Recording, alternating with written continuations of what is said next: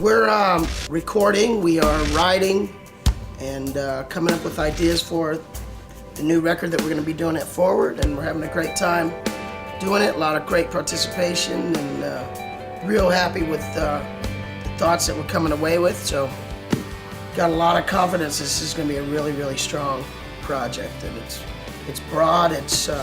But what is being said is fantastic, man.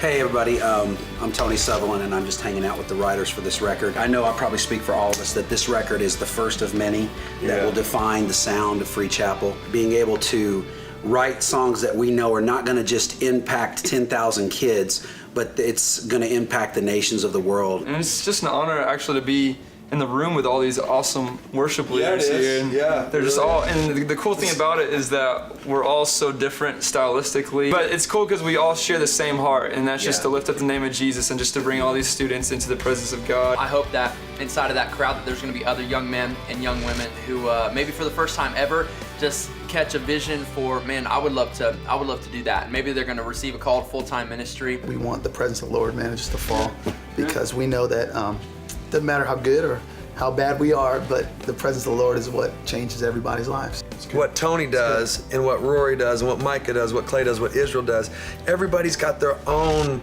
different flame that they add. People have a perspective that if I blow everybody else's candle out, then I'll be the one that's shining the brightest. And the reality is, if we were to all take our candles and put them together, our flame would burn brighter. Our goal for this whole project is that the flame of God would burn brighter, not just for personal gain or anything like that, but literally for God's kingdom to be advanced. With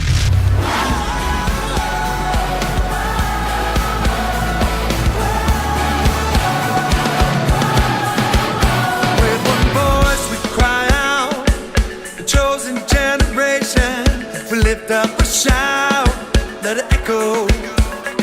You and Clay started writing Echo. That's right. And I don't think it started out as a song called Echo. But I remember that line, because I heard the verse. When you brought it back and presented it, I heard the verse, and that word, an echo to the world, is like echo, man. That's strong. That's a great line. Very different, yeah. And I will praise you are, you are the hope of the world. I will shout it out. You know, again, every song is, production never really drives what we do. The lyric, the meat, the message of the song has to be there. And then when you've got a good song, you can mess a little bit with the production value of it or the harmonizing value of it. But when the melody and the lyric is solid, you can't do it until the melody and the lyric is solid. Your name echoes through the ages. Your praise goes on and on and on and on. I remember you and I having a conversation one time, thinking about the message of that song, you know, and it says in Psalms 8 and 9 that God, oh brilliant Lord, your name echoes through the world.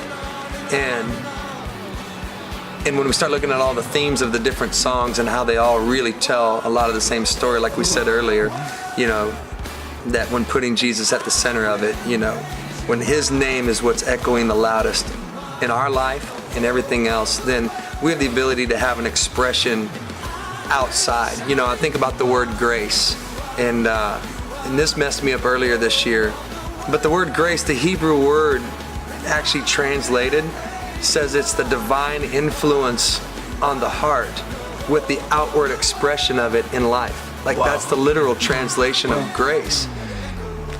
That's an echo. When God hits on the inside and it reverberates out in life.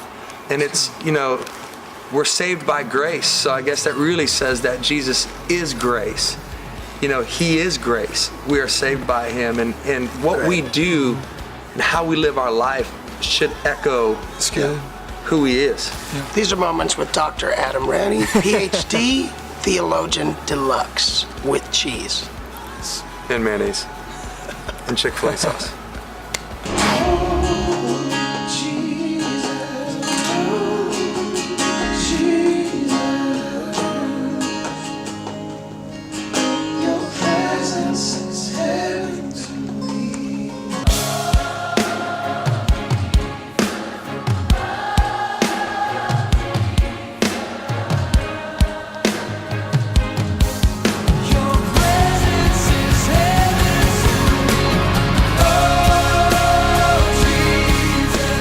Yeah, so with Your Presence is Heaven, I was actually at the North Campus of the Free Chapel location in Georgia. And I was in this old choir room, and there's a little keyboard in there, and I was just kind of worshiping, getting ready for a service, I think. And God just, began to speak in me, I guess asking me the question, Michael, what's your end goal? And like, what are you really going for, And, when it's all said and done, when we're walking through the pearly gates, what is it that you're really seeking? And this line came to me, Lord, your presence is heaven to me. Lord, that's the end goal. That's the thing that I desire more than anything in this world. That's the thing that I want my focus to be on. Not the riches of this world, not the things that so many times we can get caught up in, but Jesus, your presence, you are the thing that satisfies. And that's what I just had that little verse, that nothing in this world will satisfy, but Jesus, you're the cup that won't run dry. Nothing in this world will satisfy, but Jesus, you're the cup that won't run dry. Obviously, when you said nothing in this world will satisfy, Jesus, you're the cup that won't run dry, like all the air went out of the room. I'm like, okay, that's like one of the best lyrics I've ever heard, ever. And then he did what he was calling his pre-chorus, which was, your presence is heaven to me, presence is heaven to me. I actually had this other kind of, chorus to it, and I showed it to Iz and the guys, and, we want to take it from here? Well, I remember there were two lines prior to nothing in this world will satisfy, but I don't remember those lines. Do you remember those lines? Nope. No, they were powerful though, bro. Just kidding. I don't remember. The simplicity of that, your presence is heaven to me. Right. Presence. But I remember you said, it's missing something though. We need like a Martin Smith from Delirious, Martin Smith kind of big bridge, big chorus thing. And literally the first thing you sang, it wasn't like we were searching, it was literally the first thing you sang. Oh, Jesus. And then, I'll leave that to you. I can't do it tonight. We've done 4 services today. Right. I remember just feeling it. And we kind of went into the other room and massaged the verses a little bit. Mm-hmm. And you know what's funny was that was on a Tuesday. Yep. I'll tell you exactly when it was. It was May 17th. And then the next day was May 18th, and I was leading worship at Lakewood. Almost a year from today. Yeah. I was at Lakewood, and I told the band, I was like, we're in C sharp, just follow me. And I showed them the basic changes of the verse. Right. I showed them the chorus. And then, which I never do at Lakewood, I paused and set up the song. I was like, just wrote this song yesterday, and I just want to sing it tonight. It's my birthday, so let's sing it. Do what I want to. Yeah, and it was insane. Like just no setup, just here we go. Mm-hmm. And when we sang, Jesus, you're the cup that won't run dry, the whole congregation just started screaming. Wow. It was unbelievable. Like I had to wait for them, right. And then went into the chorus. And the last time I ever did a song like that, where it was written the day before and sung the next day, was a song called "Friend of God." Never heard of it. Yeah, never heard that one. It's up and coming. But and I felt that same sense of like this is a pivotal song, it's a powerful song, and it's saying something very, very fresh. And again, overseas we've been singing it as much as we've been singing Jesus at the Center, and it's just a connector. I think it's the simplicity of those verses. Yeah. Right, and I remember actually when we were reworking some of the verses, we were trying to find that opening line. Yeah. And you were like, we just need something that just blows people's minds about who God is right at the very front. And you're like, who is like you, Lord, in all the earth, And that's just such an amazing question. It makes me think of Psalm 8, know, when David is looking at the stars, and he's very similar to Friend of God, and it's one of those moments when you just see the grandness around you, and you see, and you realize how big God is. Mm. And you realize that even beyond creation, beyond this universe, the stars, the planets, God's even greater, and you just stop and say, who is like you, Lord? in all the earth. It was just the perfect line. But I love your setup to that it's not the riches of this world that I'm after. It's the richness of your presence. Yeah, exactly. It's like the ultimate goal is to be with the person of Jesus, man. All my days on earth I will await the moment that I see you face to face. 'Cause nothing in this world will satisfy, but Jesus, you're the cup that won't run dry. I remember, this is what I won't forget, is when I came in and we were still massaging through writing some of the other tunes, and you'd had us stop, and before we ever started that day, you said, let's just start with our own time of worship. Yeah, and we went into that. And that's what we like bathed our time of getting ready to write that day Beautiful. with. Yeah. And I think all of us just kind of sat there in those moments. And for me, that was special, coming in, never hearing it, and seeing what God had given you guys, and to sit in that moment and experienced what probably thousands have now experienced, the first time they heard it, like you said, at Lakewood. Because it hits you on an individual basis, not more than I would say on a corporate level. It really, it says exactly what the individual heart of somebody should be longing for. Yeah. That presence. And The Bible says He has set eternity in our hearts. yeah. Like there's something that longs for His presence. It's like there's no getting away from that. He's set that in there. So Yeah. Your presence is heaven, man. Yeah. Well, I was just saying, I think it's even, going beyond asking the question, is it more than a prayer? Is my relationship with God more than a prayer? Is it more than just something I've said? But is He the treasure of my heart? The second verse, is He the treasure of my heart? Is His presence truly heaven? To me, is that why one day I want to, just like I was saying before, is that why I want to walk through the pearly gates?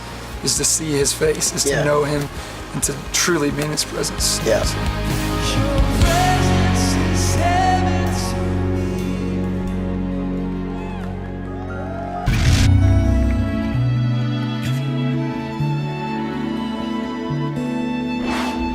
Jesus at the center of it all. Jesus at the center of it all. From beginning to the end, it will always be, it's always been you, Jesus. We're actually sitting about 5 feet away from the place where we wrote Jesus at the Center. I think we were in about the 4th row there. Yeah. And we started over here. We were rehearsing, and if I recall, it was like the Thursday, so it was 8 days before we were recording. That's right. Yep. And I said to Mike, I was sitting next to Mike, and I was like, we need like a simple Jesus song. That was kind of my foray into it. Like, we need a simple Jesus song, just like something like it's all about Jesus, just Jesus at the center of it all kind of thing. And literally, I think I went, Jesus at the center of it all. And we both looked at each other. We're like, let's go to the side over here for just a second. Immediately, and this is a lesson for songwriters. When you're in a room full of people and you get hit with inspiration, dismiss the room. Yeah. And that's exactly what we did. We're like, y'all could go to lunch early. And because we just knew like something was about to happen. It was just that real clear sense, because it was strange because we didn't really need more songs. Right. But we felt like, I don't know, there was something about just Jesus, just a simple song about Jesus. So we sat right over here, and it came rather quickly. 15 actually. minutes later. Yeah, 15 minutes later, the song was there, and I think arguably the best part of the song was Micah going, from my heart. Yeah. And man, when he hit that, from my heart to the heavens, and it just opened up.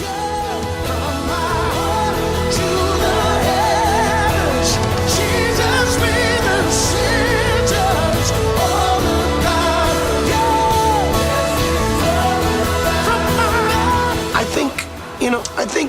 everybody starts out to write a song, especially if you've written some songs that have been sung. You know, if it, like you almost think, okay, I know what's gonna work, and we've all written songs that we just know are gonna work that don't at all. And you just go, wow, that must have just been for me. What happened? Yeah. And then there are other songs you just go, I think this will work good in the life of the record that we're doing. And you have no idea that it's just gonna go kaboom. And that was that song, because I remember the band coming back from lunch and us just showing it to them right. off the fly. And I remember Joe specifically, a guitar player, just like tearing up. And I'm like, whoa, wait. What just happened? This is cool. Yeah, Whatever's we had no going idea. on. We had no like, idea. I just and then that remember silence. Remember that silence that hit when we finished the yes. song? Yeah. And we just sort of Done. hung there and just hovered. Yeah. But then even, you know, we tried it at church the next week, and we I don't know, there was just a sense of, and God is in this, you know. And then for those who don't know the story, obviously it was a strong moment at the conference and on the record. But like 2 weeks later, we went with Pastor Jensen to Australia, and he spoke a message, and he asked us to sing the song at the end, and at the Hillsong Conference there, and that song from that place, and it's gone all over the world, and I think that is a testament to just honor Jesus and let him run with it, and we've seen that happen. So Jesus be the center of your church.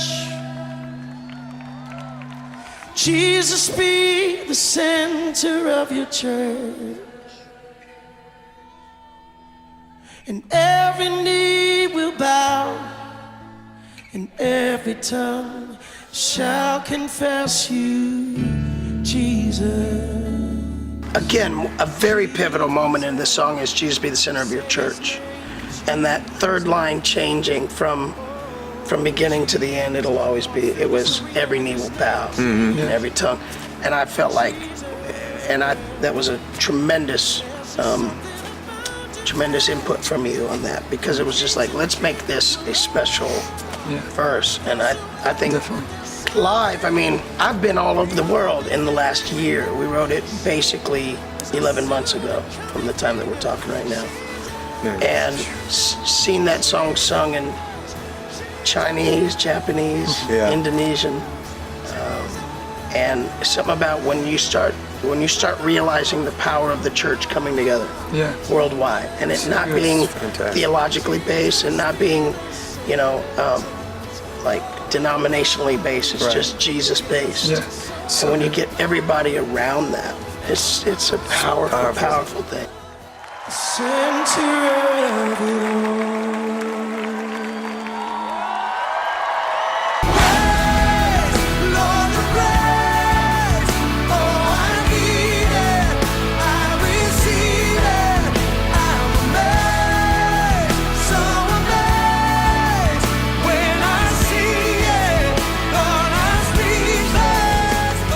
I think one of the most fantastic memories I have of working on the Echo recording was early on. We're just talking about songs we want to write and kind of the songs needed, and we started going over some of those songs. We were rehearsing at the Dream Center here in LA and showing the band the songs we had already had. And Adam comes in pretty excited. He's like, man, I got to tell you about this sermon Pastor Franklin preached. You remember how that went? Oh yeah.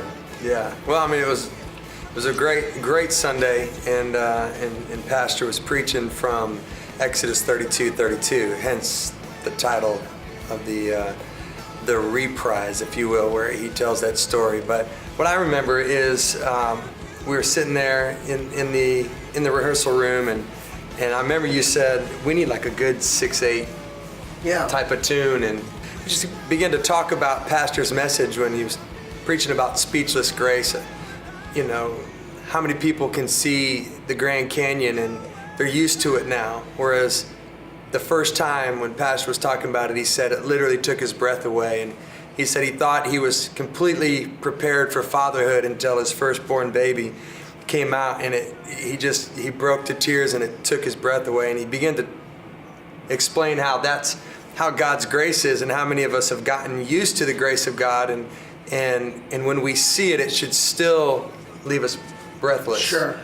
And so when you said that, you said we need a good ballad, and we just began to talk through that. And I'll never forget, man. You turned right around and you started noodling on the piano and getting a melody. So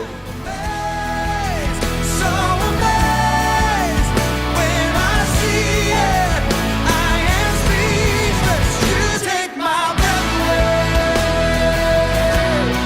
You take my breath away. I think when we hit the "You take my breath away," when we hit that, we like realized, okay, this is cool, you know. And we literally walked in and showed it to the band. I think we recorded it the next day in the studio, and it's one of those songs that I feel like it's one of those songs that is just gaining momentum every time we do it. I mean, I think something about that concept of grace just completely leaving you awestruck is something that is a good daily reminder. And that's what this song is all about. Speechless. Speechless. Nothing will ever separate you and me. Nothing at all. Nothing will ever separate you and me. Nothing at all. Well, nothing. I wrote the riff. I think I was on the road. I was somewhere like Toronto or something in my hotel room, just by myself, and I was thinking about our church originally, and I was just like, I wanted to just write something that just has that power, just to watch that whole congregation just bouncing up and down and praising and just shouting up to God,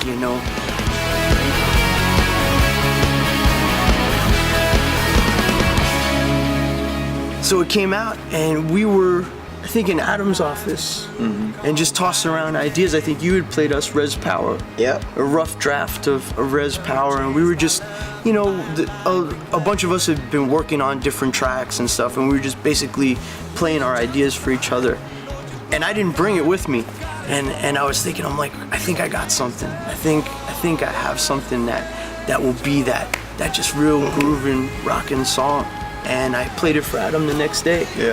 And you rewrote the lyrics pretty quickly. You had it pretty much done that week.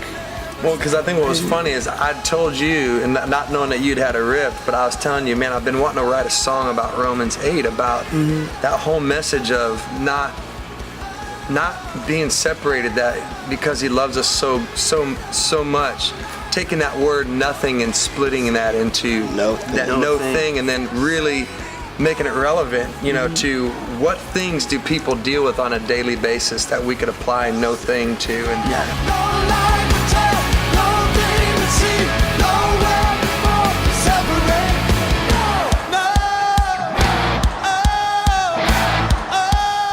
man, when you played that riff, I thought I was gonna just run out of my mind, because I thought I'd started writing a melody line for that song. Well, you sang it to me a while back. Like 2 years ago, Yeah, Hillsong, something like that. And I'd gotten that melody line and just sat on it.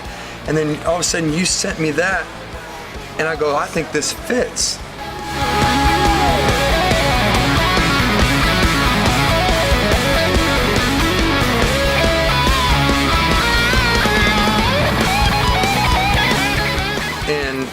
And I remember when you sang it to me the first time, I was like, it's perfect. It's pretty much there. Yeah. I didn't have, the melody was there, the message was there, the energy was there, and then I came and changed. And then, well, because just what's funny about that is I had this other chorus, once again, that was laying out everything people deal with, And you looked at me, you go, yeah, dude, we're gonna have to go ahead and simplify that one. I was thinking, you just go, nothing will ever separate you. Whatever the words are to the song, you wrote it, right? I don't know who wrote it. and the bridge too. The bridge had, and just, and we all looked at each other and go, 100,000. yeah, that's way better than. I mean, but I think that's the beauty of if we're talking about songs, it's the beauty of co-writing, especially when there's an element of trust there, because we're not sitting there batting ideas around hoping that somebody could leave going, I had the best idea, or Right. When a song is no longer me, but it's we, it becomes serving the life of the congregation first, because Free Chapel is certainly a local church here and in Georgia. That's right. But it's also a global church, and so the things that happen here, the things that connect here, are going to be an example of what could possibly be internationally. Right. And so you're understanding that you're exporting from here, and you gotta. So we wanted to make sure that this captures the life of the church, and it's easy to sing, and it's easy to remember, and that sort of thing, and that was the real purpose behind that. Nothing at all.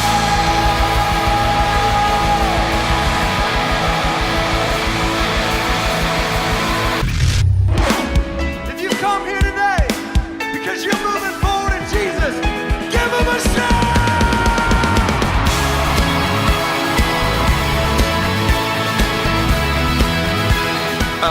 All things new. Like one of the funny things with me is Joe was busting on me, saying that everything I start off writing first is a ballad, and it's true. Just felt like I needed to get by the piano, and I was working on a different worship song I'd been writing, and I was trying to actually write something creative for that song, and I remember I just started playing that piano line that.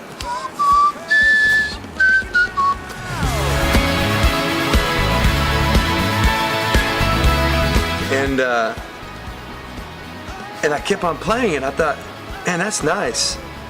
That doesn't go with this song. And I just kind of abandoned what I was working on, just kept on playing that, and here it was in there. I think I was real deep. I'm all, oh yes, Jesus. Right, it felt good. And then I guess that's when the Holy Ghost came upon me and said, let's add some speed to that thing. But Make all things new. So turn my heart inside out. My life is yours. You have it all. but do you guys remember? Do you remember what the first lyric was instead of hurt? Dirt. Dirt. Come empty me till I'm clean. Remove the dirt. Come empty me till I am clean. Remove the dirt that's blocking me. So I just remember we stopped and you're like, I don't think dirt. I don't think people want to talk about their dirt. I don't know. Does it go to G every time? Or just on the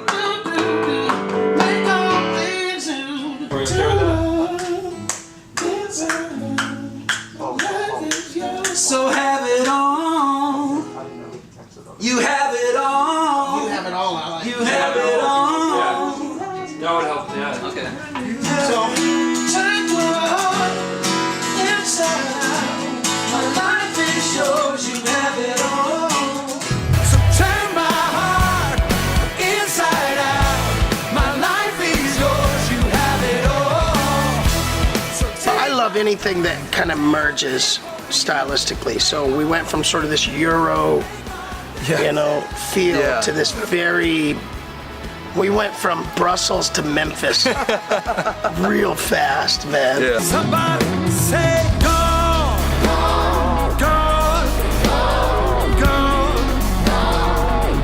I'm moving on. But I like, because when you look out over the scope of Forward, you've got this wide cross section of people, Right. cultures, backgrounds, socioeconomic, placement, and so to have something that resonates with everybody is certainly the criteria of Free Chapel and of Forward. So this song really did that. So as you kind of go from this big, sweeping U2 sounding thing to this testimony service, man. And but it worked, like, and it works all the time, man. And there's nothing like at the end of the day being able to have a song that would simplify to just say, somebody say gone, and it just declare that I'm moving forward. And I think that's where, you know, that song All Things New makes that statement, you know, of moving forward, you know, what the conference, the message of the conference. So Certainly. That's All Things New.